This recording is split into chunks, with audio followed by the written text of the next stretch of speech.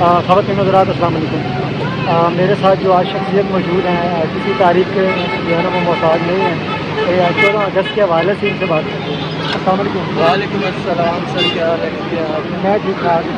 کدھر سیر ہو رہی ہے جناب؟ سیر ہو رہی ہے، جا رہا ہوں تو ریکارڈنگ پہ جا رہا تھا. تو آج 14 اگست ہے، ماشاء اللہ پاکستان کے سبھی لوگ خوشیاں منا رہے ہیں، جشن آزادی منا رہے ہیں، اور مجھے بہت اچھا لگ رہا ہے. اور اللہ تعالیٰ کی دعا ہے کہ اللہ تعالیٰ ہمارے ملک کو اسی طرح ہنستا بستا رکھے اور ترقی کی راہ پہ کام کرے.